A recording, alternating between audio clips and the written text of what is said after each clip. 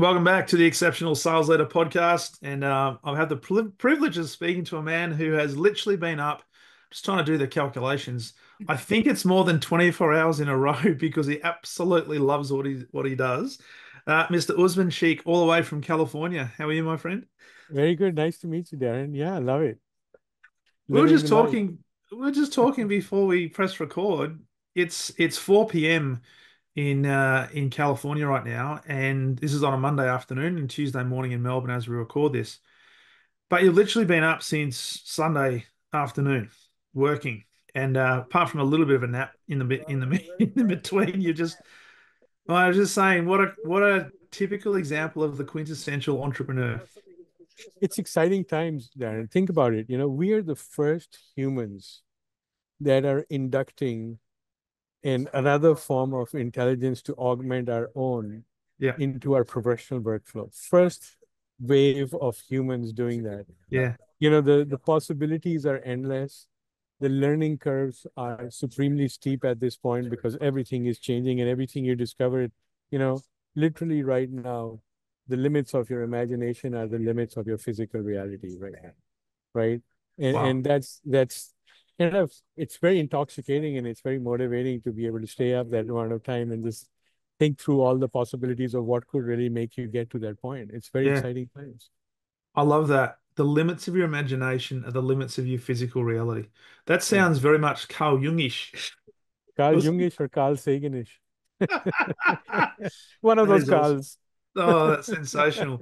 So, I'm really looking forward to this conversation because you not only have a background in technology, but you're the founder and CEO of XIQ or That's correct. Multiplayer Intelligence, and personality-driven sales and marketing platform that takes the best of what we do in B2B sales and almost fast tracks it with some intelligence that can be real time in terms of enabling salespeople and sales leaders to really deliver value to their customers. So really looking forward to jumping into this because as you said before, the limits of the imagination, limits of physical reality, we just if we take the lid off that imagination, just imagine what's possible in the next few years.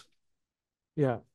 So listen, I mean, today we get a lot of personalization in our business to consumer personas.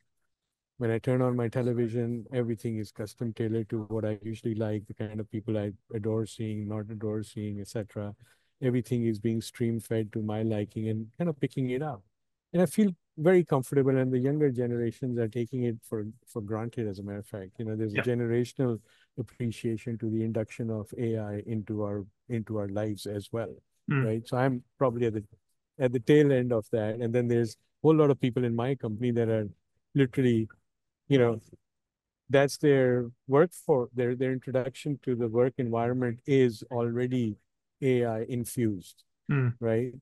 So um yeah, I think it's a pretty exciting time in terms of being able to think in. Sorry, I forget what was the question. Let's go back if you don't mind. Just imagine.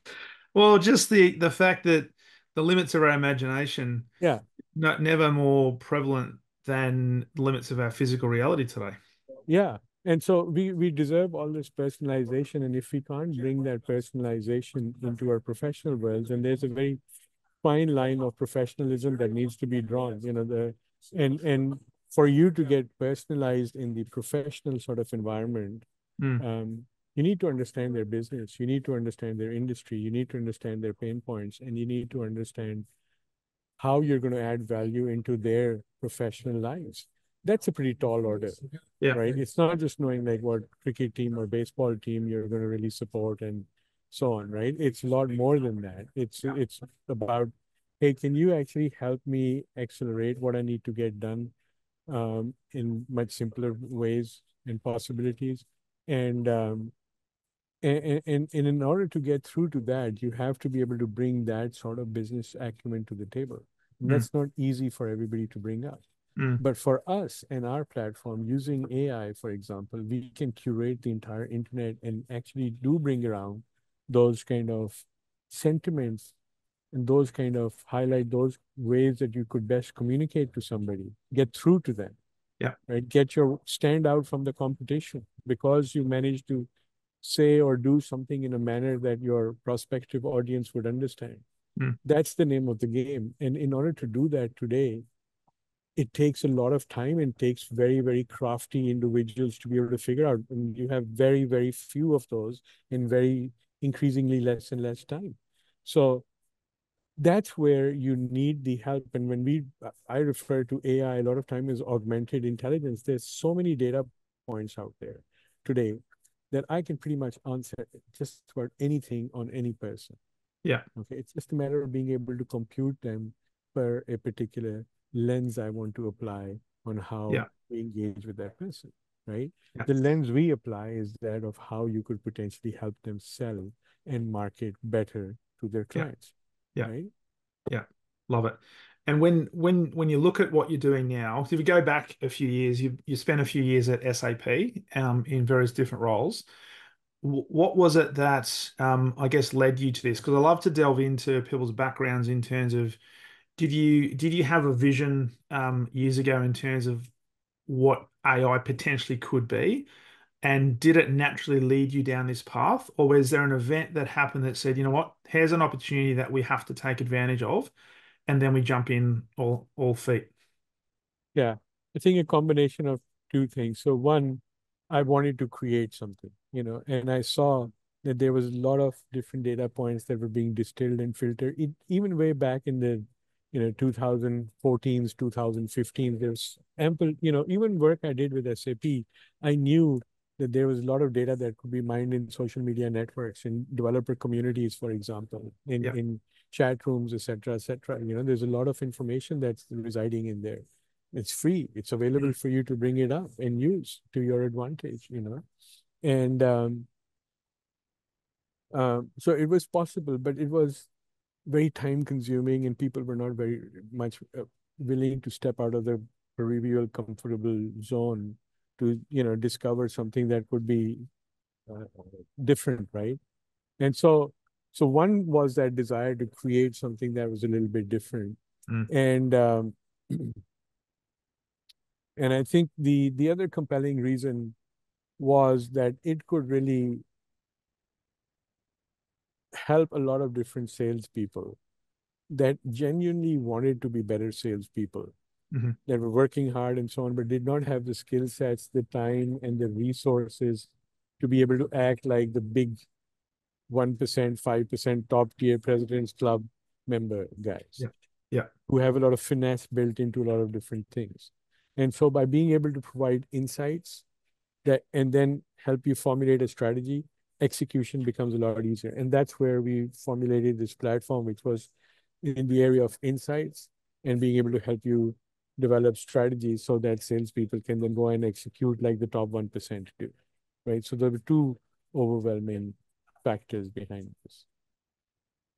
So I'd love to ask you a question on that because there's a lot of, and you mentioned President's Club, and there's obviously the top 1% of salespeople that I think AI might even help them become even better than that. But from a selling point of view, and I love asking this question around how much is technology not so much replacing the salesperson, but how much can technology such as AI enhance a salesperson's capability? And can we take almost like an ordinary salesperson and turn them into some superstar based on the AI technology that's available to us today? Yeah, so I think there is definitely an uplifting potential. Sales is still sales, and at the end of the day, it is still human. Like even in the modern day sales cycle, you have between 14 to 24 people that you have to convince, Yeah. right? Some people you never meet. So you need to go through intermediaries, your Mm. champions, so to speak, to get them to talk to those people. And you don't know how their personalities might align or not, Yeah. for example, right? So it's a complex minefield that you have to negotiate to be able to close a deal, Yeah. right? Yeah. Um, so, um, yeah, I mean, we need to be able to uh, Yeah, please go ahead. I mean, sorry.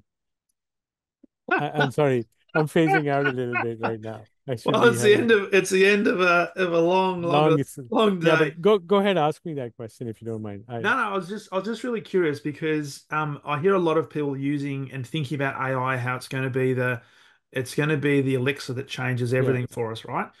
But at the end of the day, my own belief is you still have to have some fundamental good selling skills sales because capabilities. Yeah, yeah, so as you mentioned, sales is still a human to human interaction. So and I'd like to ask you about this as well in terms of your thoughts around AI replacing certain roles within sales, or as you said before, whether it really is an augmentation of the intelligence that we've got within our sales team. So, just firstly, touch on your thoughts around, I guess, uplifting the salesperson's capability, yeah, and whether it can be the difference that makes all the difference. And we'll sort of delve into yeah, whether this is going to replace people. yeah.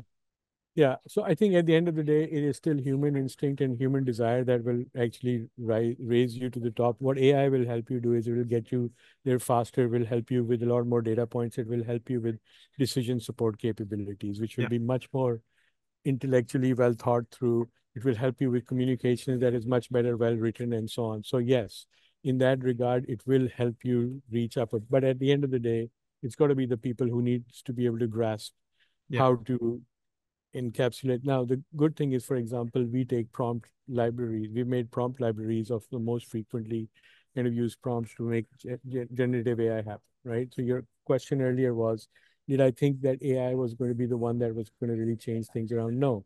But I had an idea that if we had all these different data points together, it would be good to be able to have some capability. I didn't know exactly what it would look like, where I could simply ask it, like, Siri, can you go and just fetch this information yeah, and put this together with that information and give me this answer, yeah, right? I knew that was, we didn't call it generative AI, but we were building along the lines of how could we have machine learning mm, algorithms that could, or querying languages and large language models, etc. We were doing that. And then this suddenly erupted in November, and that just made our life a whole lot faster and easier, right? So that's how we kind of accelerated into where we are. But the thinking was there that AI would allow you to actually have that augmented intelligence part of it, right? So yes, that augmented intelligence does elevate the capability. um and what was the next part of your question, Well, please? the next part of this, because as you were talking, I'm thinking, okay, um, AI creates, I guess, speed, and Yes, no more time in history than right now. The speed is a key, in many cases, a differentiator. So it's enabling us to get lots and lots of information in a quick time, and it's intelligent information. yes, But I'm and still thinking though yeah, through the human element. I yes, can plug all this information in. I yes, still have to have a conversation though with a yeah. person. The role of sales is changing. That's what your question is, I think, Yeah, at the end of the day. The role of sales is definitely changing. So it's going from mastery of your product to mastery of presenting a solution within. And I know this has also been said for the last 20 some years, value-based selling and so yeah, on, master how you sell the solution. And to sell the solution, you need to put it into the context of the full big picture and, frame it against everything else. And so that is actually true now, mm, right? And so all these companies are dealing with very complex infrastructure, whether that's in cybersecurity, whether that's in cloud storage, whether that's in introduction of AI, whether that's in any kind of new work that they're doing, record keeping to anything else. Everybody's got new data models that need to be looked at and refined, right? So the game is definitely changing, and we need to be able to leverage AI to help us mm, compute answers out of an industry. So, and when that happens, my role will change into becoming more of a value-added advisor. mm, And so a salesperson will earn big ticket marks. They will use AI as a tool for them, and they will be educated in the sense of really being able to put a lot of the jigsaw pieces together from a financial perspective, industry perspective, competitive market intelligence perspective. The other thing that's going to happen, and I see happening a lot, is the merger of the sales and the demand generation role. Yeah. Increasingly, these two are coming together and being merged. Salespeople are being asked to do demand generation. Yeah. Yeah. And that's been a challenge for many years because you've got your marketing team and your sales team. Often, even though they're wearing the same colors, the for all intents and purposes, they're often on a different team because they're pointing the finger at each other. So that's really important. They have to come together because the messaging to the marketplace has to be consistent.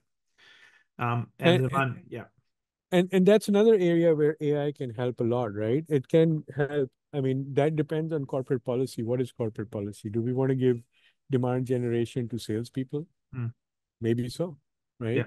And if that's the case, then we want to enable them to be able to act somewhat like marketing people, mm, right? yeah, At least speak the language of marketing people, right? And AI can help you cross that gap yeah, very easily, right? yeah, yeah. It Ab- can get those sales guys to be writing out emails that are brand compliant, factually correct, and still personalized enough, Yeah, right? yeah, yeah.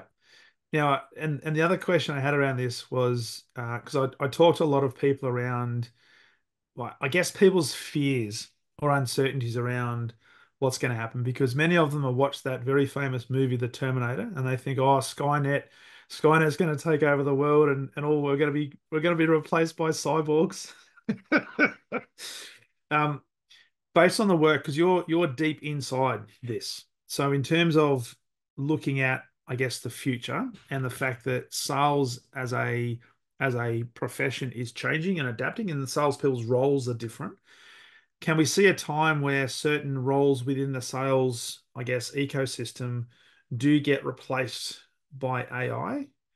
Or do you think it's still going to be a case of it will supplement or augment a sales role or some form of role within the sales ecosystem?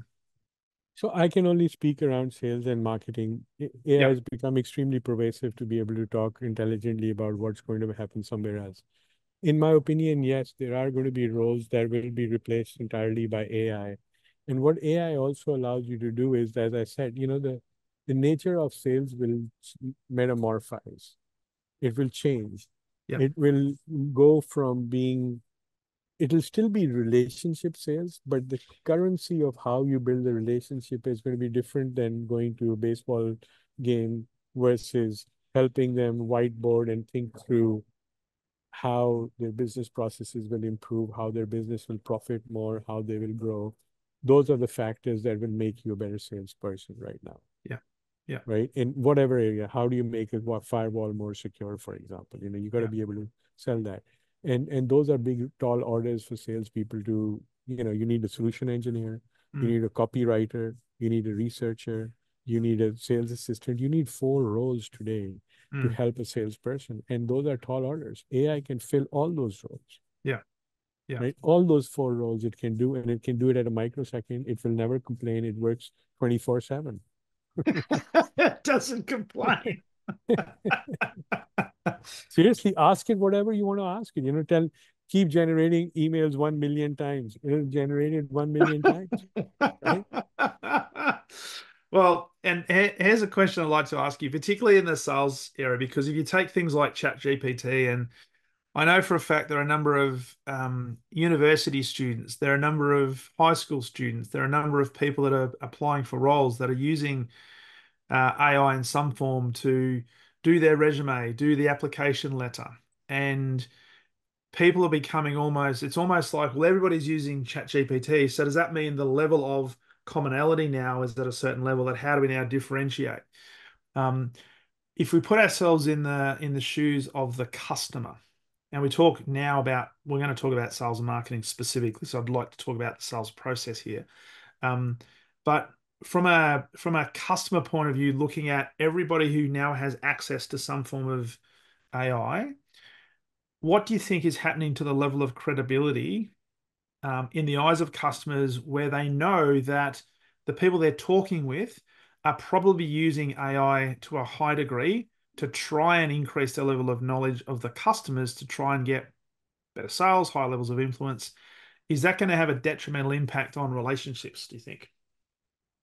So two parts. So I think not all AI is equal, and there are different results that you get from different sets of AI. Curated AI, looking at business specific, personality specific news and combining it into a professional response is one kind of AI versus ChatGPT, which is a search engine at the one end and a research and a copywriting tool at the other end.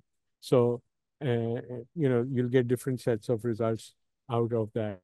The credibility of the person writing this, I don't believe so. I'll tell you what.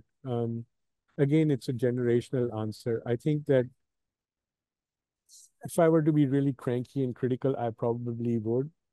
Um, and I am a cranky and critical personality in nature. So, but, but, but I'm also flattered by the fact that somebody's actually researched me rather Yeah. than those guys that have showed up unprepared. The Yeah. guys that really, really turn me off and then that are deal stoppers are the ones that show up totally unprepared. They Yeah. don't know your name.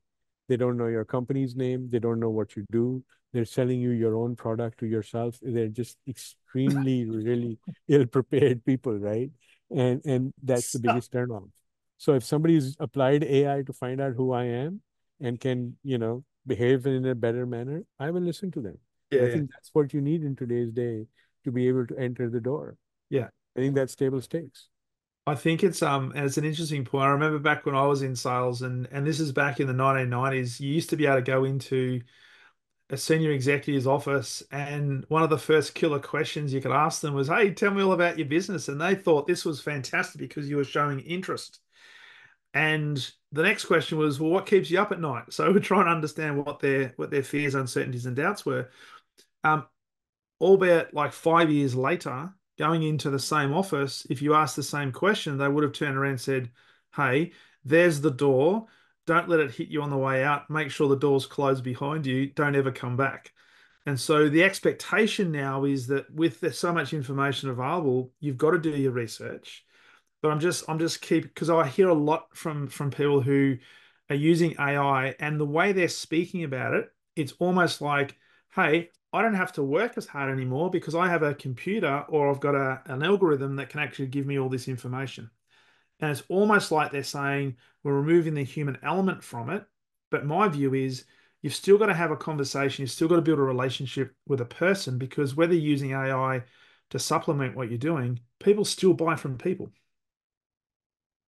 Absolutely. And the way AI should work in that is that it will brief you. It will make suggestions in terms of recommend this is how your sales page could be. It could be that it could even write down that sales pitch if you wanted it to be written down. Yeah, It could do the email as well. But the idea is that people, the biggest hurdle is coming up with that initial idea.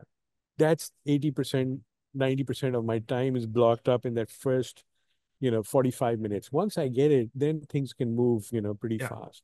yeah, Now, these these GPTs, these XIQs, what they do is they take that cycle and they bring up brilliant ideas, well thought through, fully integrated with how you want to communicate within 3 seconds or less, yeah, right? Now you do the rest of the process, but instead of what used to take you 90% of the time, you've just shrunk it and yeah, made it like if it took you 40 minutes to do something along those lines, you've just brought it down to 3 seconds, yeah, right? So now you can actually invest more in that last percent, which is like fine tuning and send it out, right? And the chances of you getting a hit, because there's a lot of statistical analysis also going in terms of what kind of subject it's recommending, which personality is getting which subject line, et cetera, et cetera, et cetera. So it's doing those kind of computational analysis as well in terms of getting you to have higher open rates on the mm, one hand, right? So it's sending it out much more intelligently on the one hand. The other hand, it is writing it out. Now, at the end of the day, you should look at the ability to be able to control this and fire it at will, right? Your will, once yeah, you've decided what you want it to say, yeah, right? And it'll say it much. I pretty much write all my emails myself. Then I have our Gilroy bot, rewrite it, then look at it, this way it's written it, and 99% of the time, 98% of the time, I like how it's done it, and I take it from there. yeah, yeah. Nice, nice. So if we talk about the average salesperson, because you mentioned before it's the importance of where to start and how a lot of the time might be in terms of the strategy or thinking about what's the best way to break the ice or to get some level of interest. And all of this can be done really, really quickly. If we talk about the average salesperson at the beginning of a sales cycle, what kind of information can XIQ provide? Because you do talk about psychology and you've got some stuff on your website that talks about Formula One, understanding, I guess, buyers personas and so forth. Um, so where does a salesperson start? So somebody who is relatively new to B2B sales and they might be in a cybersecurity phase. Where does it start in terms of plugging in information? Because there's so much to cover. Yeah. So first of all, it's conversational. So you can ask it any question and you can pick up the conversation with it anytime, any place. So it could start with, for example, I'll give you one of our live examples. We were looking for companies that are laying off salespeople. And so we said our target audience is Fortune 1000 companies Yep. in these particular industries. Please give us Fortune 1000 companies that losing, are laying off salespeople, right? So it listed down a list of 100 companies that were laying down those salespeople. Hmm. Then we said, okay, how could we position ourselves? Because there's an aspect of XIQ where you can load up your own product literature and it can read what your product does. And Yeah. then based on what your product does, it has also been able to analyze what the client's pain points and challenges are and their business model is, because we get all the news, we get the annual reports, we get what the C-level executives are saying. We analyze that to make up a analysis on the company, Hmm. and we can use that analysis along with the analysis of our product to match which product would actually help them the most in which order. Yeah. Not only can it do that, it can also write down my initial value proposition. It can also prioritize that in which companies would be most willing to go through and buying on this. It can also tell me what could be subject matters that I could use in order to approach them. Like, should I talk about doing more with less? Now that you're losing salespeople, Yeah. you need to be able to optimize your sales force, you know? So it can actually help, give me an idea of what my campaign should look like. What should I say to them? So the salesperson can start by, it can also say, now, who are the decision makers? Tell me the job titles in company A, B, C, D.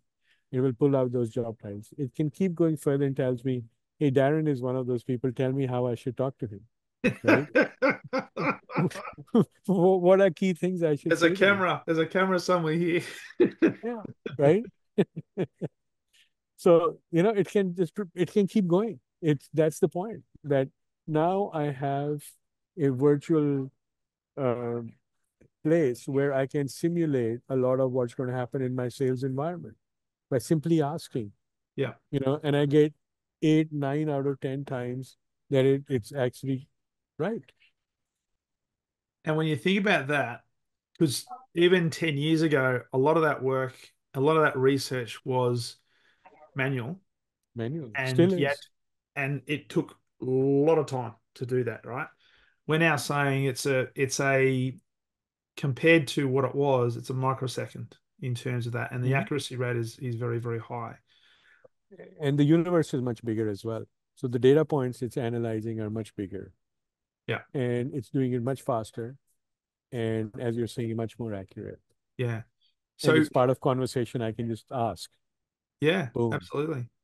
And so then when you get into then the deeper and deeper elements of a company that is in your Fortune 1000, for example, because one of the things we talk about and you talk about is the psychology and the buyer psychology. So the type of personality that person might be, what their buying traits may be.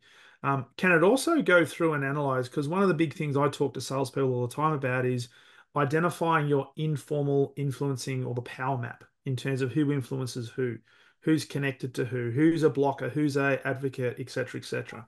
Can we go into that depth based on available information? Yes, indeed. So we have introduced the concept of buyer relationship management. And by that, what we mean is you can compose people into a group, and based on their psychometric placement, they're added to 3 columns, if you may, those of the doers, Yeah. those of the coaches, and those of the blockers. Okay. Now, And then below that, we've created four rows, if you may: decision makers, champions, technical buyers, economic buyers. Okay. So now you can drag and drop those people and place nodes around these people and around this organogram that you build of who's who and who are potentially natural blockers. And then so now you've laid down your chess pieces on the board, so to Mm, speak. mm. Literally, it's exactly that. And now you can start moving those pieces around and formulate your strategy. And you can leave notes. You can collaborate with your entire team members. Man, and I think back to the days where we had great big account teams sitting in boardrooms trying to analyze this, and it was literally, so Usman, who do you know within this organization, and what do you think their personality type is? And it was all this, I guess, subjective information, much of which was not necessarily factually correct, but it was based on a perception that this person might have had with short interactions, not long-term relationships. Now we're saying, based on all the different data points, you've got this opportunity of building a fairly good picture of what your ideal customer looks like, and the accuracy rate is pretty high. That's correct. It's a different time, and people expect that. I mean, and the younger the generation, the higher their expectations are as well. By It's frightening. we are the skeptical guys. We're from the skeptical generation. Those guys are like, I want more, right? Yeah. That's totally different end of the spectrum. Well, And look, so, probably, yeah, it probably comes back to what you said before, the limits of your imagination are the limits of your physical reality. So I think, because one of the questions I wanted to ask you was what the future is, but I'll hold that for a second. I want to come back to the human element. So we've got all of this information. At some point, there will be a conversation or there'll be a pitch. So one of the I guess challenges that I've been grappling with is if we can make good use of the artificial intelligence tools such as XIQ, how do I now continue to be educated on that so I can understand what the system's telling me so that when I'm having a conversation with the customer, I do have the level of credibility because I've got all this information. I'm not just hand picking and giving them that information that AI has generated. How can I maintain my human credibility with that? Because, and the reason I say that is I've seen a lot of people use and rely upon AI, but when it comes time being asked a question about the information they've gathered, they're falling short. They don't really know because it hasn't been them, quote unquote, that's done the research, that's done the proposal, that's written the email or whatever. And so they kind of get found out a little bit. So how do we best utilize this so that we can maintain our human credibility? yeah. So first of all, I think we're going to continue to assume that the sale is still going to be humans to humans, and I think it will be in large ticket items and so on. Hmm. And when you have humans to humans, likability is a big factor, Yeah, right? It's a very unpopular thing to mention these days, and I might be going woke and getting canceled on your show as a result of saying this. But let's face it, likability is a factor. it is. So that doesn't go away. The logic of how you sell doesn't go away. What comes into play with AI is the ability to get briefs. So a good AI will actually be able to break that RFP, that complex RFP down in a manner that your salesperson can actually sound genuinely educated about it. Now, I don't expect my sales guy to come and teach me how to run my business, but what I expect my sales guy to do is be able to introduce me to somebody or be able to talk to something that shows me how I can improve my game, Yeah, right? That's how I'm not looking at them. There's the silver bullet that's going to come into my life. What I'm looking for them is, hey, do you guys understand what we do? And if you understand, is there way that you can show us how you solve the sample yeah, problem, right? yeah, And if 9 out of 10 guys don't understand what they do, they don't bother to find out. And that's where this tool can simplify it, break it down. Hey, this is what these guys do. This is what their main pain points are. Verify that. Okay. He reads 2 paragraphs. Hopefully, if you can't read 2 paragraphs, then you need to question other things, right? Well, the other thing with AI now is you can actually give it some parameters to say, hey, give me the key points I need to know within 100 words or 150 words or whatever the case might be. What are the key points, key dot points? And that's the key thing I wanted to make mention of is that sometimes I can think people will rely too heavily on what they think is the artificial intelligence and forget the fact that they still have to bring credibility and, as you say, likability to the transaction, because you might have the greatest amount of information, but if I cannot have a conversation and build a relationship, then none of that is actually going to be worth anything. Yeah. I cite an example of television newscasters. Yeah, So I'm living in the United States. So Peter Jennings, Walter Cronkite, Dan Rather, these are the big names. Ted Koppel, these are the yeah, big names. If you look at them, extremely dignified gentlemen, that really fit the bill. But what they were also were, they were able to very much convince people on the accuracy of the information. They were selling information. That's what they did, yeah, right? So it was there. So the human level, a machine could have read that set of news as well, right? But having Ted Koppel or Walter Cronkite or Dan Rather or Peter Jennings be able to make the way they present it added a lot of credibility and weightage to that. mm, Sales is very similar in that regard. You need to have somebody that you can hold responsible, or at least that has convinced you that, hey, I know this thing is going to work, yeah, right, for you. yeah, And yeah, so they need that part on the one hand. So that's never going to go away. The logic of how you sell and how people decide, that's not going to go away. mm, What's going to go away is that the number of data points that get sucked into making those decisions is going to be significantly higher. yeah, The people who are evaluating are people, the guys I sell into are people that know more about what's happening in my sales ecosystem than my sales guys do, easily. yeah, yeah, There is only myself and maybe two, three other people in my company who have that vast knowledge about what's happening in the sales world. And yeah, this is your average customer that we're selling to. He has that much knowledge these days, yes, yes, right? So I need to be able to upscale my team to be able to have that conversation with this person yeah, in an easy manner. So they yeah, understand what they're saying and not losing all that stuff, right? absolutely. Because if we're on the sales and marketing side using AI, the same technology is going to be available to the buyers, right? So they can quite easily use the same technology to evaluate all of the vendors that are proposing solutions to them, to come up with their own parameters to do exactly the same thing as what we're doing to them.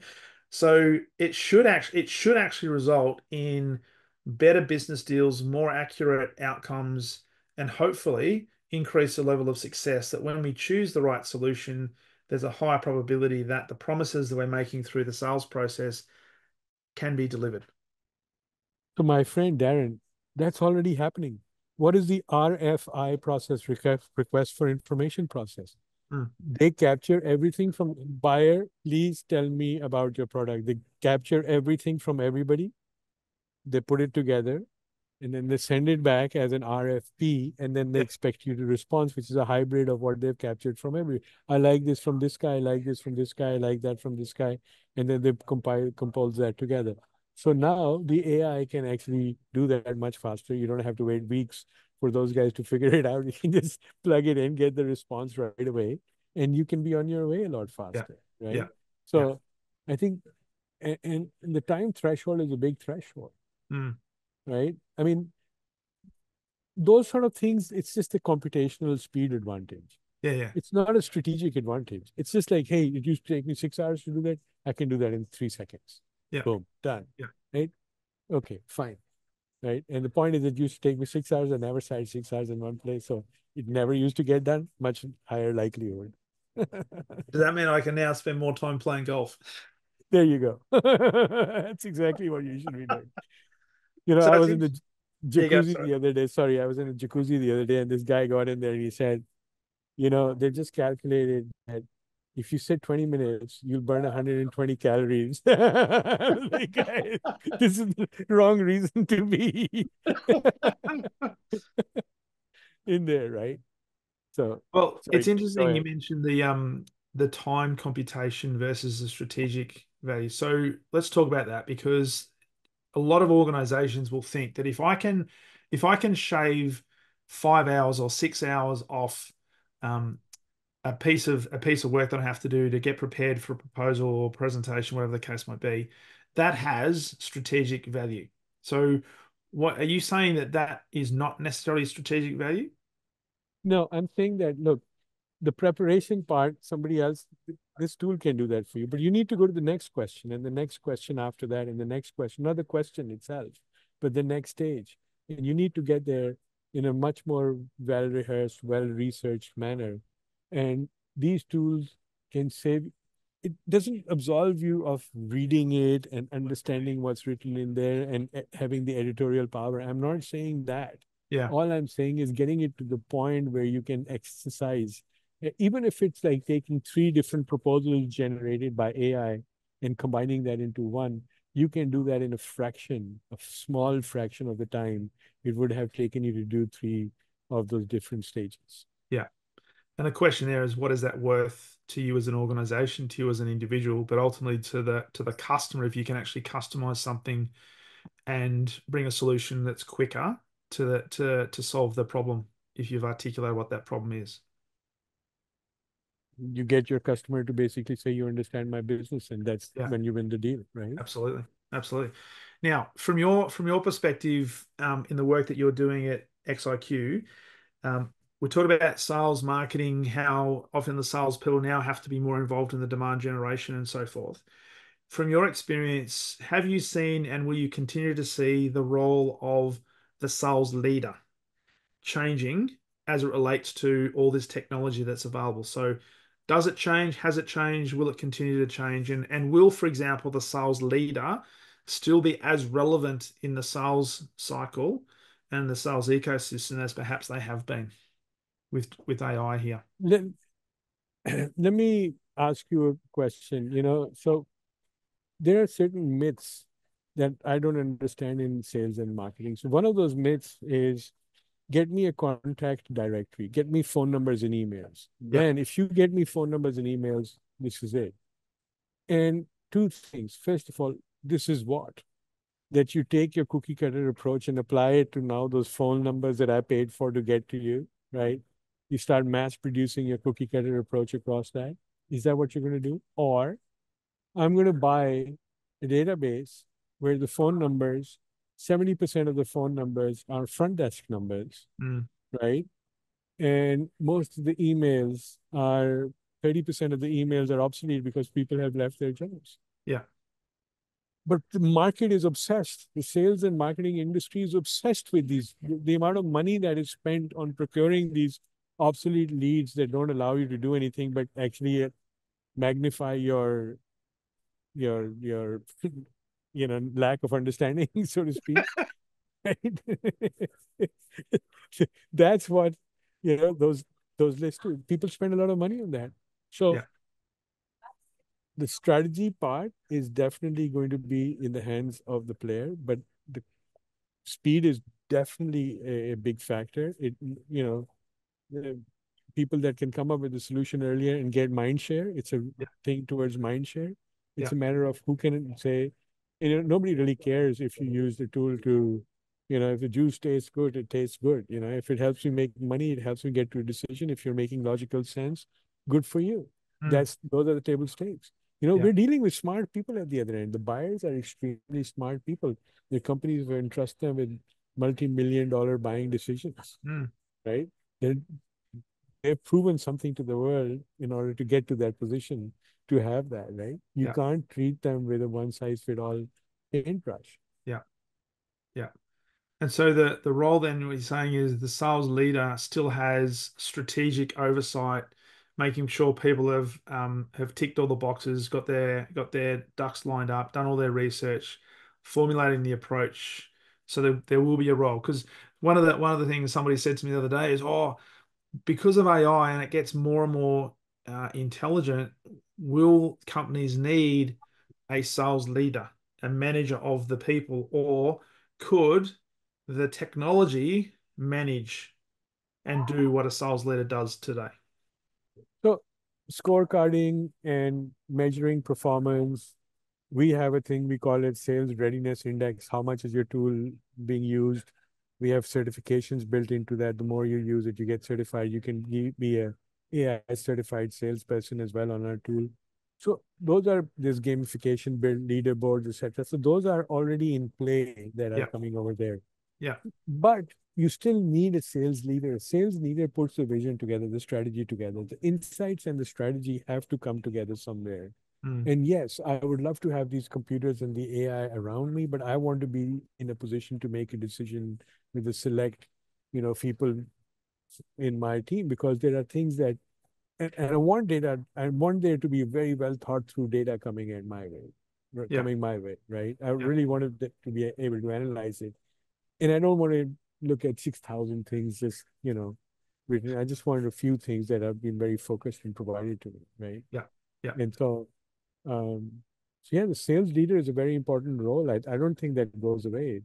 This is a person that, yeah, I don't, especially in the larger business, this sales leader doesn't go away. Mm. No, I don't. People are in more of the commodity kind of businesses. People, the surveys and everything are saying they want a salesperson less Yes. experienced. Yeah. Yeah. And there are so many companies that are trying to encourage their customers to have self-service. So they've set them up with access to bots and so forth that you don't have to talk to a human being. But I guess maybe I'm old school, mate. Maybe I'm old school to the point where I would much rather have still today a conversation with a human being rather than, unless it's some really low level commoditized stuff, rather than talk to a bot. So let me just tell you. So I last year I bought a Tesla, Hmm. and the Tesla was a pretty much humanless experience. And Okay. I've changed a lot of cars in my life, and I hated every time I had to go to the car dealership. I was like in a very foul mood. It's just really, really bad experience every single time, like 20 times, right? And then I went through this experience, and it was the most pleasant, stressless experience of my life. It really was. And it happened like this. At times I was like, am I even doing the right thing? Maybe I should talk to a human, right? Yeah, yeah, yeah, Because it's a big ticket purchase, but yeah, it worked beautifully. It was great service. We focused on the right things. When the guys came to deliver the car, they spoke on the right things. It wasn't like negotiations. Will you wait in the room while I go talk to my manager? None of the garbage was. It was like totally like, think about it. Those were humans that were treating you in the most obscene manner. You don't want yeah, to be treated like some freaking, qualification thing, right? Uh, Whereas here, it was, they made me feel great. yeah, yeah. So It's not a small purchase. no, no, and you think, well, you're buying a car. And I love the reference. I mean, are you saying in this data, Usman, that there are some dodgy car salespeople out there? No, I never said that. Well, it's funny you should mention that because often people ask me, I don't, because not a lot of people like to be sold to. And I often ask the question when I'm running workshops, who likes to be sold to? And very rarely do people put their hand up. But I also say, and it sounds like a little bit of something counterintuitive, I say, you know what? Some of the best salespeople I know are actually in car sales. And they're not the dodgy car salespeople that you think they are. They actually build a relationship and make you feel good for having made that purchase. And there's loyalty that gets developed because then you want to recommend other people to go and see this person because it's almost like the antichrist. This is not the average salesperson. So they can actually be good people. Absolutely correct. I've had two experiences which are phenomenal people, and they told me, don't take this model because it's version one and it'll be buggy by nature. So wait till version two comes out. So I've had that happen, and those are great people. And I know that SAP used to have a lot of salespeople like that Yeah, that used to really guide people through the process. Hey guys, I yeah, won't recommend this, but wait, this will happen, right? yeah, And those are the ones that really do the big ticket sales. absolutely, Absolutely. absolutely. Yeah. And they're the ones that keep getting referrals and referrals and referrals, and Yeah. they stay. They've got longevity as well because they're Yeah. they're there for service. Yeah. Awesome. But So go. Sorry, you're going to say something else? no, no, no. You please. I was just gonna say, based on all of that, I can't wrap this up without asking a question about the future. So, if you think about AI, it's relatively recent in terms of the evolution of AI. You mentioned at the beginning of the podcast that the limits of our imagination literally represent the limits of the physical reality as we see it today. As a person that's deep inside the world of AI and working on things, what do you see the future as? And when I say the future, I'm not talking 50 years, but I mean that could be a completely different stratosphere altogether. But how do you see AI continuing to evolve, even in the next 3 to 5 years? What do you think is possible? Yeah. So, I mean, from a feature perspective and so on, all these digital twins will appear. There'll be simulation capabilities that will be available. And as you said, AI on both sides, the seller side as well as the buyer side, equating those things. That's definitely going to happen. But I think the profession per se is going to evolve quite a bit and for the better. And it is a good salesperson is actually a treat to watch, Yeah, right? To your point about what you were saying, some of the best salespeople may have been car salesmen, yeah, but a good salesman is also a treat to watch. yeah. And they can lead you, they tell great stories, they lead you down the track and so on. So I think it's the idea is how can you make better salespeople? Also, lingua franca is going to move away from what used to be really, really pure storytelling to more professional type of storytelling. So I do see a much more uh, television broadcast kind of an environment in sales Okay. happening, right? Yeah. I don't see people meeting that often. I think the video is going to, it's just already blown up. It's just going to continue to blow up even more. I think that the response time to certain things that, will be a lot faster. Your RFP responses will be done in minutes and seconds, and they'll be placed in front of you in such a manner that, pulling from the best repositories all over the place. So um, I think it will cater to people demanding more in terms of how things will benefit them. Yeah. Um, and I think it's going to be a more, I hope, let's put it this way, but I believe in this, it's going to be a much more humane experience, right? It's Nice. really going to be not ultra, I want to snatch this and put this away. It's going to be much more cooperative. I think, Yeah. the beauty of where we are as the first set of humans that are dealing with the AI induction wave into professional, that, those possibilities are literally endless. Whatever you can think of today, pretty much AI can get you to that in some way or the other, Yes. right? And so and that means that your current processes, what used to take so much time, will collapse into seconds, and therefore you will have to think on what does this new process looks like. And there'll be a lot of things that were in best practices that you never had the time to do, but were taught for best practices that will now actually come back, Yeah. right? Like you should know what is a SWOT in a company. Boom, boom, boom, boom, boom, right? You Yeah. should know who the CEO is and what they've talked about, right? Like those kind of little briefings, like watching little TikTok videos that will come up and tell you, hey, you're going into this meeting, check this out. Clip, okay, ready. I feel like I know who this person is. Yeah. Yeah. Nice. Nice. So it's it's not to be afraid of. It's to be embraced. Absolutely. I mean, I think it's silly to be afraid of these sort of things because it's irreversible process, number Yeah. one. Number two, it's really non-life threatening, right? Number three, the smart guys are using it to really pull up the distance between themselves and everybody else.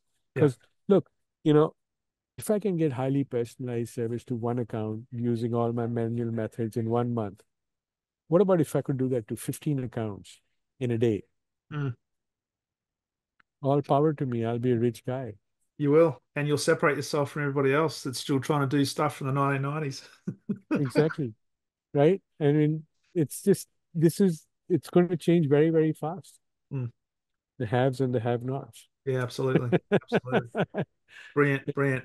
Hey, Usman, this has been a phenomenal conversation. I'm also conscious that you've been up for a long, long time, so you probably need some rest.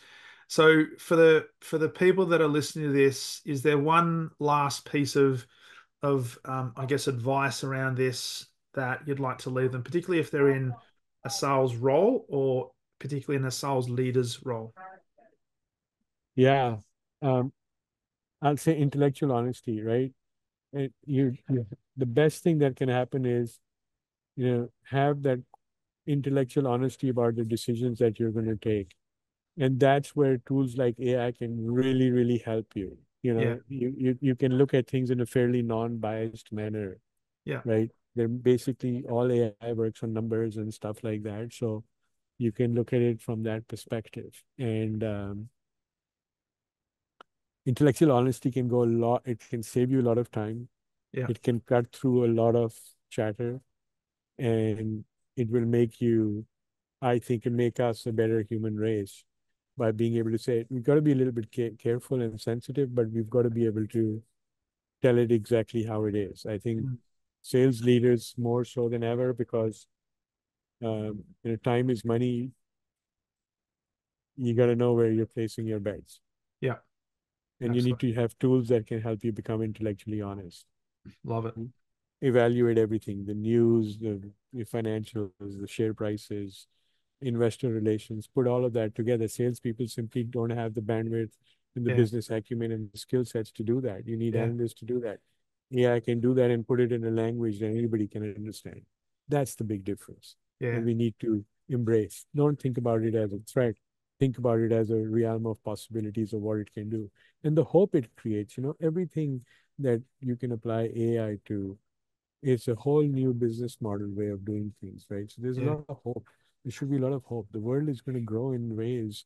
There's going to be a whole new economy that will open up on new models that Yeah. we don't even know what they will look like, Yeah. right? So embrace it. Be the first ones to drive those. Yeah. Love it. Love it. So, for people listening to this, if they'd like to connect with you, learn more about you and also XIQ, where's the best place for them to connect and learn more about what you do? So in both cases, in my case, LinkedIn, Usman, USMAN, Sheikh, SHEIKH, with XIQ on LinkedIn, and then XIQ Inc., XIQINC on LinkedIn, and xiqinc.com is our website. So Beautiful. that's where you'd find us.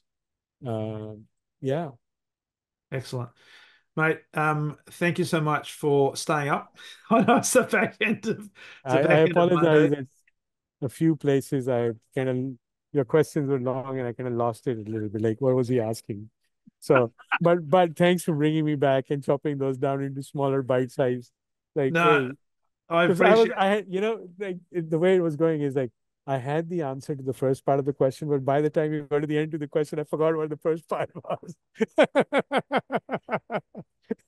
I appreciate the feedback because it when I because as I showed you beforehand, I don't have questions written down, so I just the It's questions all come cool. up and I like the feedback that yeah, shorten the questions, Darren.